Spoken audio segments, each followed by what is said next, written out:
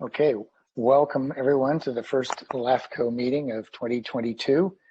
Will Commissioner Lololi please lead us in the Pledge of Allegiance? Sure. Salute. I pledge allegiance To the flag of the United States of America and to the republic for for which it stands, one nation, under God, indivisible, with liberty and justice for all. Thank you very much. Will the clerk please call the roll? That would be me. Commissioner Budge. Here. Commissioner Desmond. Here. Commissioner Frost. Here. Commissioner Jones. Here. Commissioner Liebig. Here. Chair Little. Here. Quorum is present. All right, very good. Thank you. This meeting of the Local Agency Formation Commission is cablecast live on Metro Cable 14, the Local Government Affairs channel on Comcast, Consolidated Communications, and AT&T UVerse. This meeting is closed captioned and live streamed at metro14live.stackcounty.net. Today's meeting will be repeated Sunday, February 6th at 9 a.m. on channel 14. This meeting can also be viewed at youtube.com/metrocable14. Mr. Chair, I will also be reading the announcement. This meeting is live streamed and temporarily closed to in-person public participation. The clerk's office is in the process of hosting hybrid public meetings that will provide board members and members of the public with the option to participate in the meeting either in person or remotely. Thank you for your patience and support. To make a verbal comment at today's meeting, please dial 916-875-2501 to provide your contact information. When the chair opens the public comment for a specific agenda item or off-agenda item, callers will be contacted by phone and transferred into the meeting to make the public comment. Written comments are always accepted. Please send your email comment to boardclerk, one word, @stackcounty.net. Again, that's boardclerk@stackcounty.net. Your comment will be routed to the board and filed in the record. Thank you. If there's anyone who would like to address the commission on any matter not on the agenda, now would be the time. Do we have anyone? We do not have any public commenters. Okay, great. All right. For the consent calendar, will the clerk please call the first item? The first item is the consent calendar, section 4, and it's composed of 5 items. The first one is renewal of the AB 361 findings for remote teleconference meetings and receive information on AB 361. The second item is to approve the appointments for chair and vice chair for calendar year 2022. The third item is approve the meeting minutes of December 1, 2021. The fourth item is receive claims dated through January 21st, 2022. And the last item is receive monthly budget report. Do we have a motion to approve? I move to approve as presented. Second. Second. All right. Will the clerk please call the roll? Commissioner Budge. Commissioner Desmond. Aye. Commissioner Frost. Aye. Commissioner Jones. Aye. Commissioner Liebig. Aye. Commissioner Loloi. Aye. And Chair Little. Aye. Motion With passes. that, I just want to say it's been a privilege to chair the meetings this past year, and that it's made it so much easier with the help of our chief officer, Jose Enriquez, and Diane Thorpe, and Don Lockhart as well, and everyone on the committee.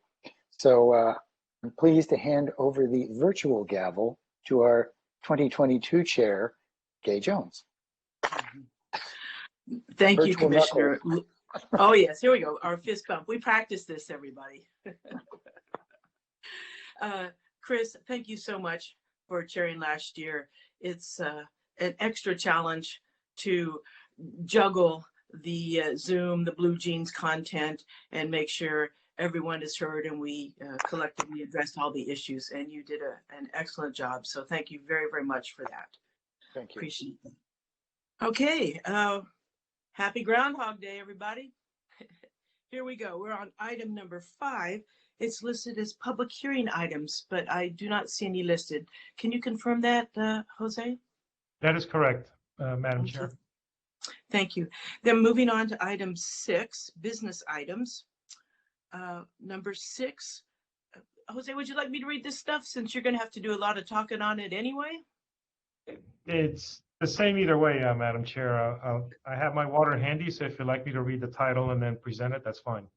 Okay, we'll stick to protocol. Go ahead, sir. Thank you. Okay. Item 6 is a report back from the staff on the conducting authority, also known as protest proceedings, for the East Gulf Reorganization Area LAFCo Project 01-21, formerly referred to as the East Gulf Infill Annexation Area. This is a receive and file item. Staff is reporting back on the conducting authority hearing that was delegated to the executive officer. This was for the annexation that you considered in your November meeting. And after the mandatory 30-day reconsideration period, a conducting authority hearing needed to be held because the project did not have 100% landowner consent. Per the government code, the conducting authority hearing is the ability for registered voters and landowners within the subject area to protest the commission approval. Again, that was delegated to your executive officer, and the meeting was held on January 5th, 2022. The 21-day notice was mailed to landowners and registered voters per the government code, as well as a notice was posted in the newspaper. We held that hearing. As of that hearing and through the close of the hearing, we only received 2 protests. Both were for landowners of the same parcel. And no other protests were submitted and withdrawn at the meeting.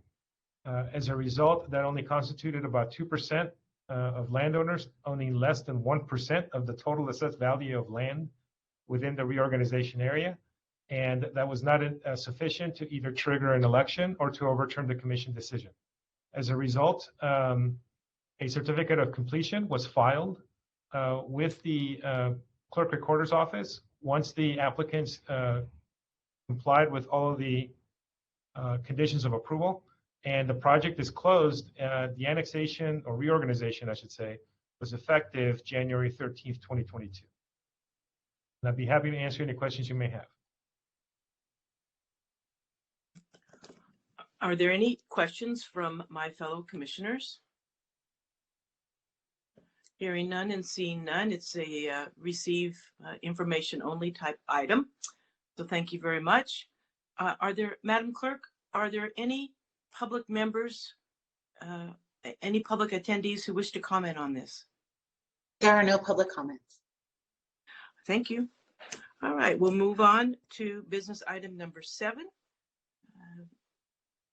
Madam Chair, this is the receive the mid-year budget report.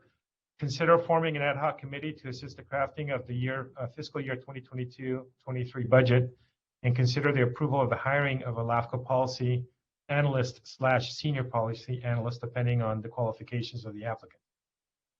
As indicated in your staff report, basically there were several things that occurred that make this year's budget report a little bit weirder than normal. I would like to start by saying your budget is actually in very good shape. It's just that what you're going to start seeing in the budget reports from here on out is an over increase in the amount of revenues, as well as an over increase in the number of expenses. Overall, this should be a wash. In fact, it'll be a net positive in terms of revenues to expenses. But there were several things that occurred that were just out of the ordinary and that you should know about. The first thing is that basically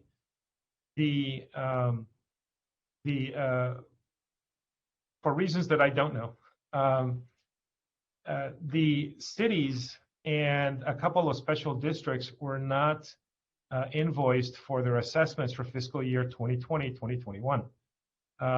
As a result, those invoices went out late.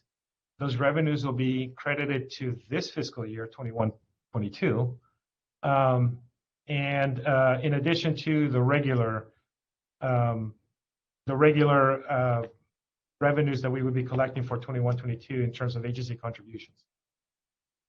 Why this matters is because we also were hit pretty hard on the expense side.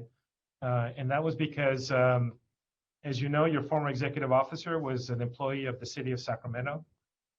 They bill in 6-month increments, and the bills usually were received 6 months after the period in which they are billing. So for example, the billing period would be December through June of the following year. We would not receive that invoice until November of the following year. So there was always a 6-month lag between invoices. So normally we would have expected to have received the invoice to reimburse for his salary and benefits from December of 2020 through June of 2021, and then a final invoice of June 2021 through his retirement date, which was apparently around September. That would have been the normal invoice that we would have received this fiscal year. However, there were 2 additional invoices that also hit this fiscal year. One of them was not processed. I don't know why. I don't have an explanation, but it impacted fiscal year 2019 through 2020. So that would be 6 months of his salary and benefits for that time period. And in addition, for whatever reason, the invoices from June 2020 through June 2020 through December of 2020, we did receive it, we processed it, but the county didn't pay it, and then it got lost. And so we needed to reimburse the city for that because that was an outstanding invoice. Well, both of them were outstanding invoices. So we ended up having to pay that out of this fiscal year. So while your audit, which you will be considering next month, will not reflect any of that, it will be reflected in the audit for 21-22. Again, it's for the most part a net wash because the amount of revenues that we received that were not invoiced was approximately $470,000, and the expenses for the former executive officer's salary and benefits ended up being $443,000. It just ended up kind of washing out that way. We did have a couple of vendors that as well, they had outstanding invoices that were not processed, so we had to pay that out. But I'm just giving you a heads up because your future budget reports, as you saw in item number 5, are going to start looking really out of the ordinary in the next couple of months. I'm hoping that the staff report that's associated with item number 5 will also help you read the budget reports from here on out. If not, please give me a call. I'll be happy to help. So having said all that, trying to keep everything straight and sharpening my proverbial pencil and using a lot of Excel spreadsheets. I tried calculating what would be the impact if the commission were to hire an additional staff. And when you first hired me, I indicated that I was basically going to wait a year before I could give you my recommendation about the staffing levels for Sacramento LAFCo and whether those were adequate. It's been only 7 months, but it has really come to my attention that we probably need to hire sooner versus later. And as a result, I wanted to know what kind of impact we would have on the budget. I think, for the most part, controlling for costs, it'll probably end up being that the agency contributions will have to go up. Right now, they've been static since 2016. So I project them to basically go up no more than 5% year over year for the next 3 years, and then about 5% year over year after that. So it'll be a steady steady rise, and obviously we would, it's difficult to project once you get past a certain time period. But I do believe that at least for the next 3 years, if we were to bring somebody in, the agency contribution should not go up at a tremendous rate. I think it'll be all manageable and controllable. But we do need the help, especially in light of potential projects that are on the horizon, as well as the item that we're going to be talking about in item number 8. And given those responsibilities, I'm going to need the help. I can't administer the office and be able to do the administrative or the analytical aspect of the job as it has been in the past. Historically, Sacramento LAFCo has 3.0 staffing or 3.5 staffing. I think it's overdue to get back to that staffing level. In terms of the level that we're going to be looking at, I was looking at what's called an associate administrative analyst levels, either 1 or 2. I think we can accommodate. We think we can accommodate someone at that level. I indicated in the staff report, Madam Chair, that I have actually been receiving unsolicited phone calls about whether or not Sacramento LAFCo is going to be hiring soon, and these are qualified individuals. So I don't want to say from where, but they're very familiar with the LAFCo process. I don't want to alert my colleagues that I may poach someone from their staff if you approve this item. But these would be people that actually would be able to hit the ground running if it works out, and I think it's something that is doable. And for what it's, I have been looking at the county and discussing what the process would be if you were to approve this item of go ahead and hiring an analyst, because we would have to be hiring through the County of Sacramento and then having that person assigned to Sacramento LAFCo, which obviously that triggers certain procedural aspects in their process as well. So that is my staff report in summary. I'd be happy to answer any questions.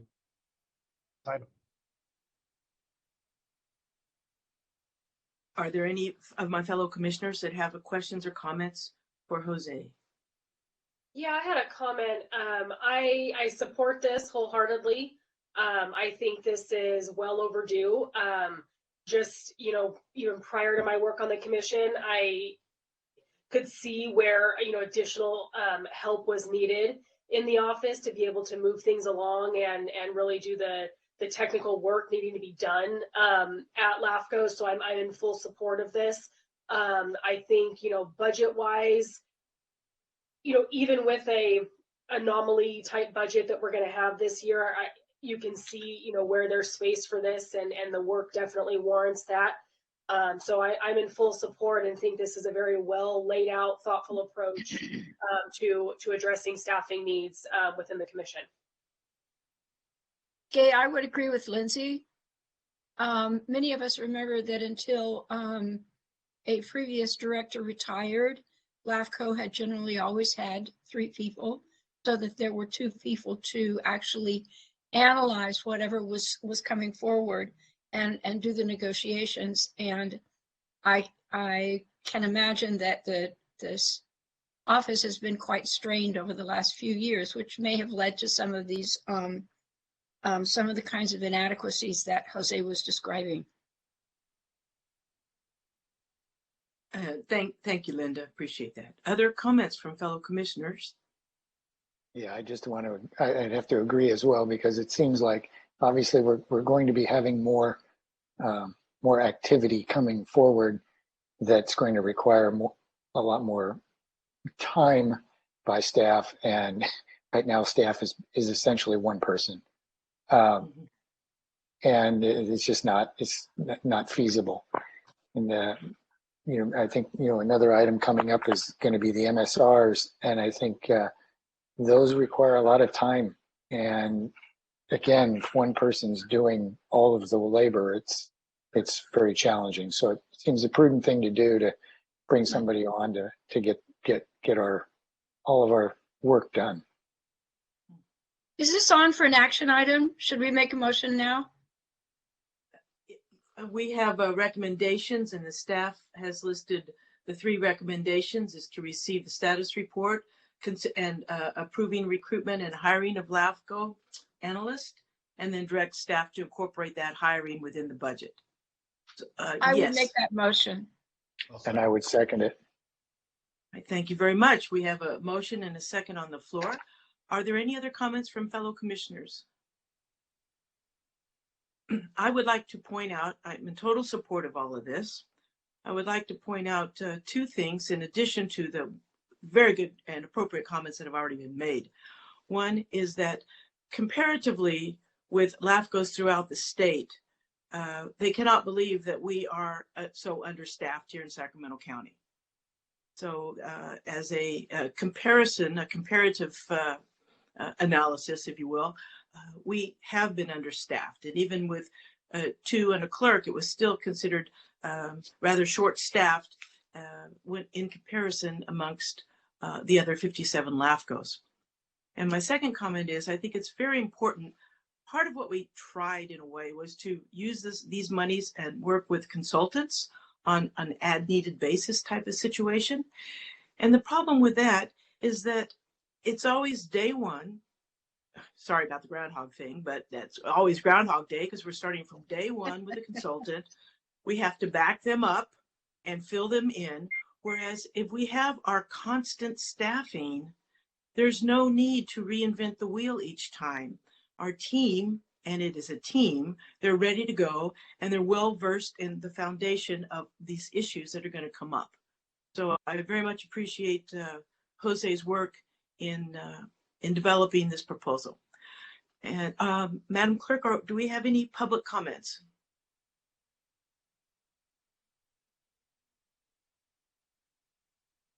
We do not have anyone signed up to speak. Okay, thank you, Madam Clerk. All right, we have a motion and a second on the floor. Would you please call the roll? Commissioner Budge, Yes. Commissioner Desmond, Aye. Commissioner Frost, Aye. Commissioner Liebig, Aye. Commissioner Little, Aye. Commissioner Loloe, Aye. Chair Jones. Aye. Motion passes.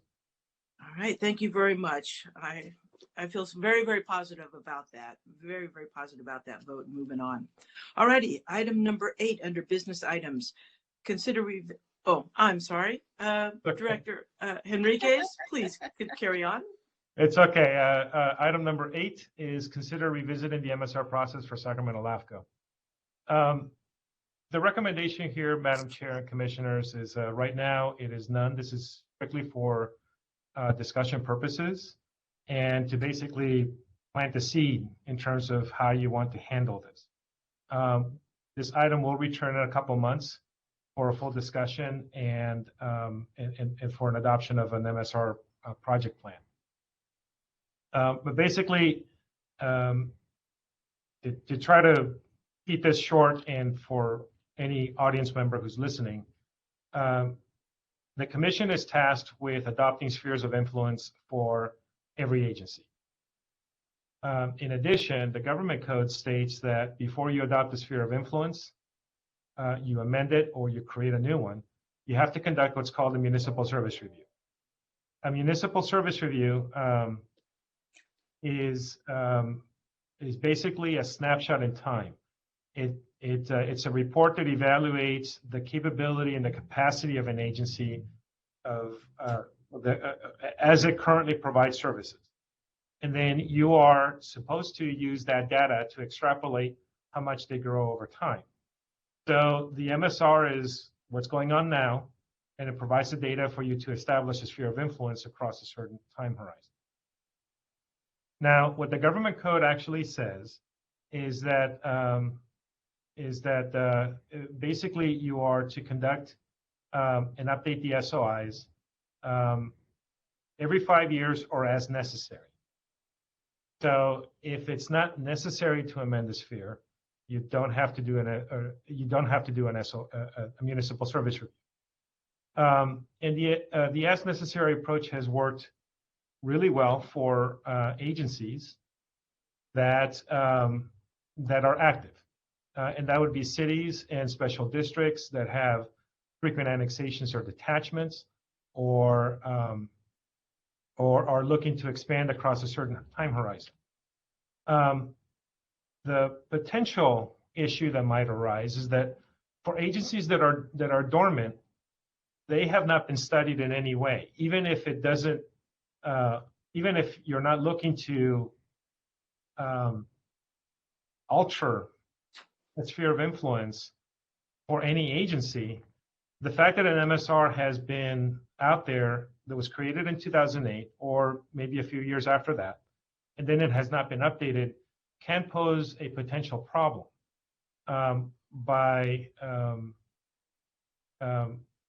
if certain parties decide that they want to make it a problem. And I'm going to use the example in Solano LAFCo. Solano LAFCo had not updated the spheres, or has not created an MSR or any of its cities over 10 years. The grand jury basically slapped Solano LAFCo on the wrist, saying you need to update your MSRs. And I don't think there's anybody out there that is looking to ding Sacramento LAFCo, because I do think that the approach is sound and at least based on the law. But it may be something to consider that we should invest the resources, either staff time, monetary or both, or monetary in terms of hiring consultants, or both, in order to kind of at least periodically review certain agencies that have not had their municipal service reviews refreshed in quite a while. So, for example, at the Del Paso Manor Water District, the MSR was last completed in 2011. The grand jury made a note of it, that it had been a while, and it had recommended that LAFCo create an MSR for it. But it did not, it didn't take the next step in saying that the commission wasn't doing its job. Because I don't think that they were looking at it from that standpoint. But I do think that there's a possibility here that we need to revisit how we do MSRs, maybe get some of them refreshed, create some type of project plan so that you're not tackling the whole project all at once, but instead you're taking small, manageable pieces year over year, and ensure that at least for some districts that provide critical services are studied in a periodic, or at least refreshed in a manner that refreshes their municipal service review. There are multiple ways in which you can do this. You can adopt that approach for all agencies. However, as you noted in the staff report, there's a lot of districts and agencies here in Sacramento County. We're talking about 5 dependent special districts, 7 cities, and I forgot how many, 86 special districts in the county. I think we have 120 altogether, Jose. Yeah, so it's a lot, and trying to take it all at once would be a significant amount of resources. Instead, what I recommend for you to consider is that we take it one at a time. So let's say maybe we only review a certain type of district. So let's start with water districts. We are only reviewing the water districts. We adopted a project plan to review those water districts so that their MSRs are fresher. And then maybe at the end of that project plan, you look at the park and recreation districts and move it along. Another way that it can be done is maybe you look for a geographic region, which we target a region of the county, and all of those special districts that serve that area get reviewed. And another approach that other LAFCos have employed is that basically that they only review certain services. So while the government code is really kind of silent about what is a municipal service, you can get a little bit of an idea based upon how the government code approaches what are called disadvantaged communities. And for those disadvantaged communities, and this is found in the code for the sphere of influence, in fact, they are talking about specific services: fire, law enforcement, wastewater. So you could say, you know what, we'll prioritize those services first, and then we'll handle the other projects second. So there are multiple ways in which this can be approached, so that it's not just, everything at once. But I wanted to at least bring this item for you now so that you can think about it and you can think about the approach that you want to take, so that in 2 months we can revisit and have a dialogue about what the commission would prefer to see in terms of an MSR project plan. I do believe that it'll likely be an effort of hiring consultants and staff-led in order to get it accomplished. So there will be some kind of investment from a budgetary standpoint, both for personnel and for consultants. I think that's probably going to be the best way in which we will be able to accomplish that. So again, there's no action for you to take. I just wanted to bring this item so that you can consider it, maybe solicit public input, talk amongst your staff if you have some, about what the best approach could be, and then be ready to discuss it in a couple months. And so that concludes my staff report. Please let me know if there are any questions. Yes, Sue. Commissioner Frost. Thank you, Chair.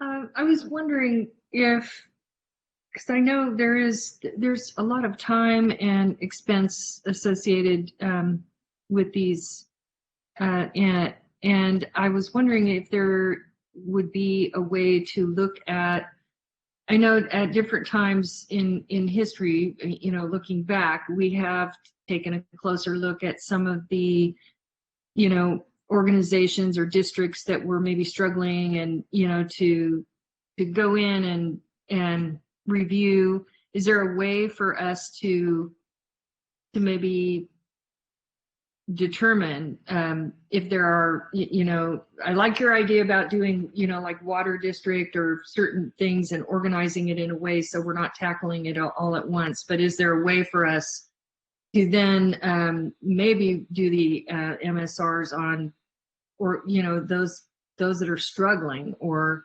who might, benefit by that deep dive sooner? I just wondered if you could comment on that. That is actually another valid approach. Basically, concentrate on the districts that would need a little bit of help, regardless of the category and the type of service that they provide or geographic region. I could review the previous MSRs to kind of see what they said, but probably identifying those is going to have to be either on a self-identification basis or based upon your knowledge in other areas. So, for example, you're a supervisor, and then maybe perhaps in your supervisorial district, that that there are about 2 or 3 districts that are struggling, and so you would rather that LAFCo, take a look at those, and maybe perhaps, Commissioner Liebig, based on the district that she represents, kind of has her ear on the ground in terms of what other districts are in the general area, the southeast corner of the county, how they're doing, and so maybe she has a list of districts, and so we can approach it that way. So either self-identification or of districts that that might be another way in which you can tackle that project. And then I just wanted to ask you, are these required if someone's going to do a sphere of influence or an annexation? And if so, is there a list of people that are in line to do these, that we could help by prioritizing them to, because if there is, my understanding is there's a cost associated with this. This is not a small thing. It's a big thing. It's a lot of work. And so what do you think of that? You're absolutely correct, Commissioner Frost. Right now, the districts that are active and actually have projects, that effort is actually funded by the applicant, either be the agency itself or the real party of interest is what is called in the LAFCo nomenclature. Basically, there's a proponent of some type of development. you need an SOI. So they go to a city or special district and say, we need to have the SOI amendment. The agency applies to LAFCo, we bill the agency, and then the agency turns around and bills or gets reimbursement from that other party. So for those kind of things, they seem to be taken care of in that there's someone out there who is supportive of getting the MSR done, getting the SOI reviewed by the commission. And so typically, LAFCo would hire the consultant to do that review on your behalf. So that is not something that comes out of LAFCo's budget necessarily. You put up the money up front, but then we get reimbursed. So budget-wise, it's neutral. So to your question, I don't think that there's a need to prioritize those simply because those agencies will be reviewed regardless of what you do with this MSR project plan that we'll be discussing in a few months. They will always have a fresh MSR and a fresh SOI that will be coming to you. Okay, great. Thank you. Thank you, Jose. Okay, I have a comment. Yes, ma'am. So that's a very good point. There is a difference between initiated MSR review initiated by LAFCo as opposed to somebody who initiates an MSR review because they have a project that they plan to bring through LAFCo. But in general, Jose, if the self-identification process does not work, then it would seem more logical to use the category theory as opposed to geography, because many of the special districts in this county, and Gay is representing one of the biggest, are common to several political jurisdictions, not just one geographic region. So I can think of, the other one is, of course, is regional SAN. And so it really makes more sense to do it in terms of categories, park districts, water districts, that kind of thing. But we appreciate you taking the initiative. That's a really good idea. Yeah. Thank you.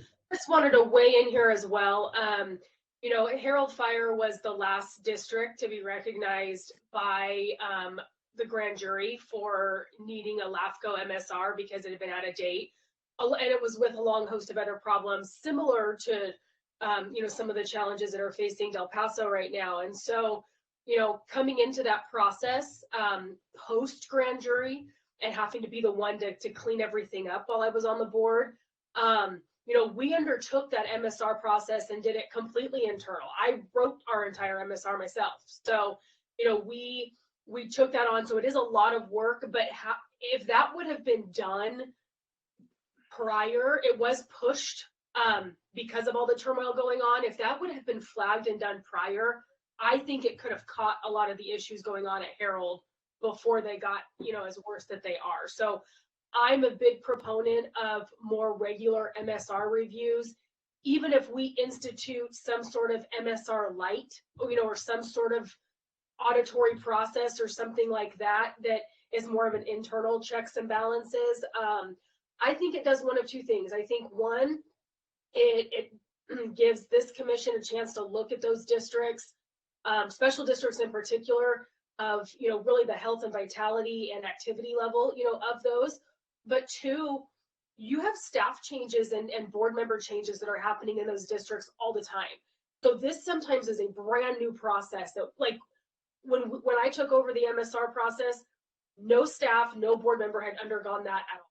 So it was completely brand new. We were starting from scratch. We didn't even have a draft to go from until we got that from Dawn, because there's nothing even kept on file, with file issues. So more regular, information would have really helped us, kind of move that along. And I think we could potentially find some other issues in districts before they become issues like us or Del Paso, or that type of thing. I know there's a cost and resources involved, but I think that it could potentially alleviate all of this type of, follow up with grand juries and investigations and this like that, if we can catch some of that early. So maybe it's not a full blown MSR if we don't need that for every district, especially those that are pretty steady and not looking to change. But maybe, we take pictures of that and our snapshots, and we do an MSR light, review of just the major components or something like that. So just wanted to throw that idea out there. But even on our own LAFCo website, we've done our MSR within the last 5 years, and none of our information is current on the LAFCo website. So we're still not even, the information that's still on there includes a chief that's deceased. So, we have a lot of information that's out of date. So when people go to look up, who our districts are, we're just so kind of behind the ball on that. And so any further, I think establishing the need for additional staff, in the office. But I think this is a service that, if we're going to be looking at increasing dues and fees to our districts, providing them with this service and additional work is great. Plus, it also keeps the connection between LAFCo and the districts, because those of us like Gay and I that have to go around and garner that support to be elected to these positions, we spend most of our time explaining what LAFCo is every 2 years and what we're doing. So I think it could just help all the way around with all of the issues. Yeah. Lindsay, I wholeheartedly concur with everything you said, with a couple exclamation points behind it. Thank you. Are there any other commissioners' comments? Madam Clerk, do we have any comments from the public? We do not have any requests to speak. All right, thank you very much. It's a receive and file. And Jose, thank you so much for bringing this to our attention. My comment is that this is totally critical, and it's always a good thing when LAFCo is ahead of these issues and not trying to play catch up. That's the bottom line. So thank you very much for bringing that forward. Moving on to business item number 9, consider response to the grand jury request for an MSR timeline. Madam Chair, Commissioners, as you know, the grand jury investigated or reviewed, I should say, the El Paso Manor Water District. In that review, they requested that LAFCo prepare a municipal service review on that district and to have it completed by March 2022. The commission reviewed the grand jury report and wrote a response as requested. But if you recall, the commission requested that an adjustment of the timeline of the MSR. A lot of the things that the district is expected to report back or prepare in response to the grand jury report, LAFCo will need. LAFCo will need that for its MSR. So, per the grand jury, the district is supposed to produce those documents by June of 2022. So, your response to the grand jury requested that the MSR actually be started in June of 2022 to be basically have a draft finalized around November of 2022. LAFCo received a response from the grand jury to that request, agreeing to the adjusted timeline, but they also requested that you provide a detailed timeline or proposed timeline for the completion of the MSR. And their concern really is that basically they don't want this to be, kick down the road or kick the can down the road or,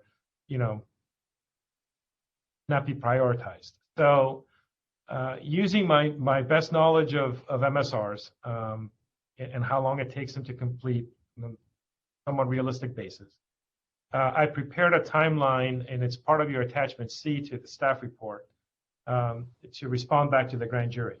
Where basically the report will be completed in March 2023, but a draft will be out for the public review in November of 2022, and that's pretty realistic to give the consultants approximately 3 to 4 months to analyze the data and a couple months to actually be able to draft a report, which will also be submitted to the district for their review as an administrative draft before it's made public.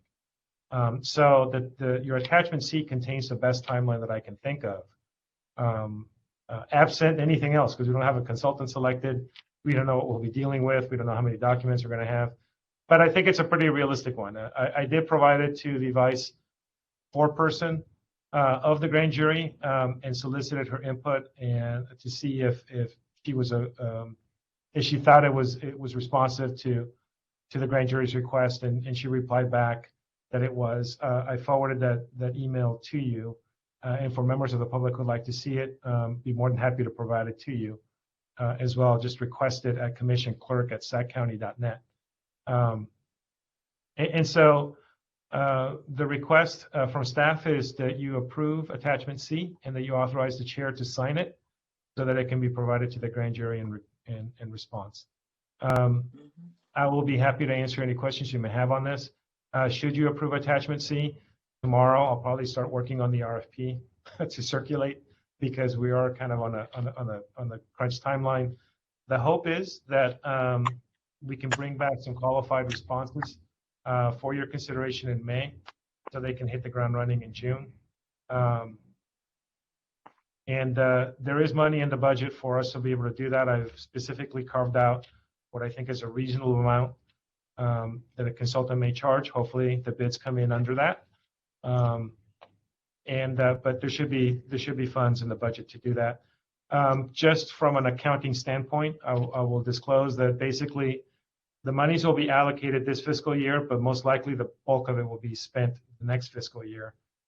So it would be necessary for me to account for that into the budget so that it makes our books balanced. So with that, I'd be happy to answer any questions you may have. Any questions or comments from commissioners? Move to approve. Second. Who wants to take the second? It's okay. Whoever. Was it Lindsay? Okay. Sure. Moved by Commissioner Little, second by Commissioner Liebig. We have a motion and a second on the floor. Madam Clerk, are there any public comments on this item?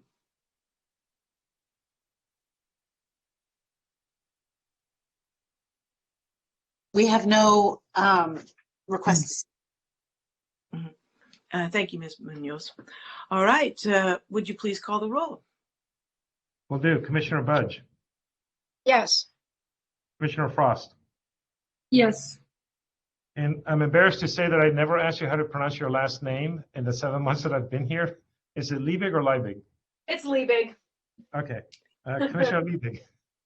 Yeah, aye. Commissioner Little. Aye. Commissioner Lilloye. Aye. And Chair Jones. Aye. Motion passed. All right. Thank you very much.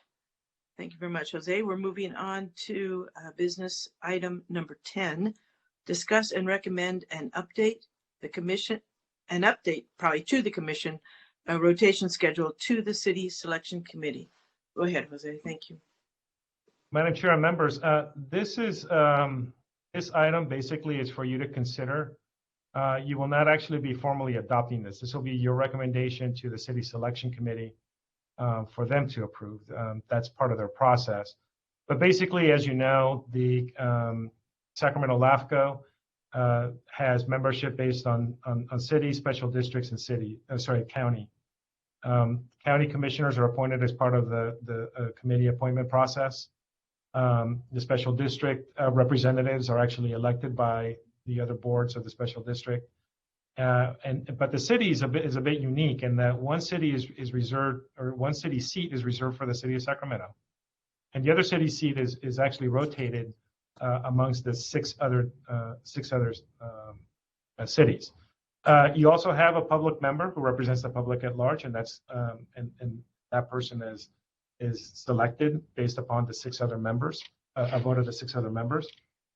But on the city aspect of it, as I indicated, the six cities rotate amongst themselves who sits on LAFCo as both the alternate to seat number 2, as well as the regular to seat number 2.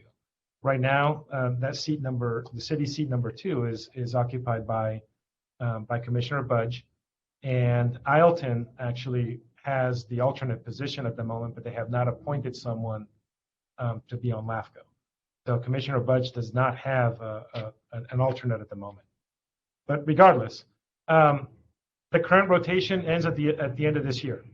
And so after that, I don't know if chaos and mayhem occurs, but in order to prevent that, the staff has drafted the rotation schedule that you see on your staff report as part of continuing this through actually 2045, and sorry, through 2046. And it basically just maintains the current rotation in the order in which the cities have adopted prior to this year. So it would continue from starting 2023 next year through 2025. But again, would only be a recommendation on your part. You would not be adopting the schedule. You're basically just recommending that the city selection committee, which would be the mayors of the 6 cities, to approve of this rotation. Once they approve it, then it becomes official, and then staff will. Somebody's calling me at this hour, and then at that point, it'll be up to staff can then utilize the schedule to start the process of getting the commissioners appointed as they are. So that concludes my staff report. Please let me know if you have any questions. I move the Are there any recommendation. questions? Go ahead. I was gonna say, I'll move the recommendation to the committee. City select. Okay. Was that a second, Linda? Yes. Okay, thank you. We have a motion and a second on the floor. Are there any further comments from commissioners? Madam Clerk, do we have any public comments? We do not have anyone signed in to speak. All right, thank you. Please call the roll. Oh, there's not a roll. It's a recommend. Well, we have a motion. Okay, go ahead. Call the roll, please. Sure. Commissioner Budge, Yes. Commissioner Frost, Aye. Commissioner Liebig, Aye. Commissioner Little, Aye. Commissioner Loloe, Aye. Chair Jones. Aye. Motion So- passes. Jose, I just have one question. Sure. Will you be notifying us of the date of the city selection committee meeting? Or will that come from someplace else directly to the mayors? The process is that the clerk to the Board of Supervisors notifies the mayors to convene the city selection committee. And then it would be the clerk who would be basically coordinating their schedules and setting up that meeting. I would imagine, based on the public health order, it would be virtual. These things tend to be pretty pretty short and sweet. So I would imagine that tomorrow I'll contact the clerk to the board and get the process moving. When that will be scheduled, obviously that will be subject to the mayors. I don't remember it being short and sweet, but the last time I attended one of them, which was probably 2007, Heather was actually the mayor of Sacramento, which just shows you how long ago it was. So Yeah. I was just gonna try. I have given Donald a heads up that this is gonna happen, but so whenever they meet, they'll meet. Okay. Best of luck with that, Commissioner Budge. Thank you, Jenny. All right, moving on our agenda, we have questions and announcements. We will ask the executive officer and then the commission council if they have any comments for us and the public. Deanne, did you want to go first? I just wanted to say Happy New Year. I have no specific comments, but thank you. And I'm always available for questions or follow-up from the commission. I have a couple of things. None of them are critical. Just wanted to give you a heads up on what's already on the plate for March. Basically, we have a report from the County Department of Finance on the annual pooled investment fund, which will be included in your packet as part of consent, actually. But the two big items really will be a consideration of the budget for fiscal year 22-23. And in addition, I'm coordinating with your auditors to provide a presentation to you for the audit for fiscal year 2020-2021. And I'm sure they'll cover some of the items that I've discussed here, but that will also be part of your packet for next year. In addition, there are a few things that are kind of moving along. I've been getting I've been notified that the proposed merger that Carmichael Water District is exploring with Sac Suburban is still moving along. I believe that they've gone and they've hired a consultant to study the viability of that proposal. And then I'm also in conversations with the city of Sacramento relating to the drafting up the notice of preparation of an EIR for the south of airport or proposed south of airport annexation. We are trying to target a public meeting on the notice of preparation. That'll be sometime in the second half of February, so that the public and any interested parties can weigh in on the subject matters that are to be covered on the EIR. So those things are moving along in addition to a few other potential projects that at the moment they're not far enough for me to give you an update on. And that concludes my report. All right, thank you very much. Are there any comments and or updates from my fellow commissioners?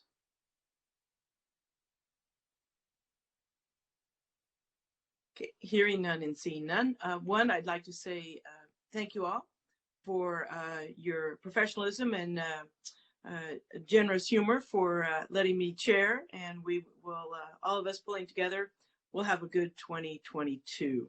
For sure. I'd also like to acknowledge the work that Jose put into this particular agenda with the budget review, that analysis. It is, I for one greatly appreciate that attention to detail and encompassing the whole ball of wax, so to speak, so that we have a good footing to help understand our parameters and what we need to do as LAFCo.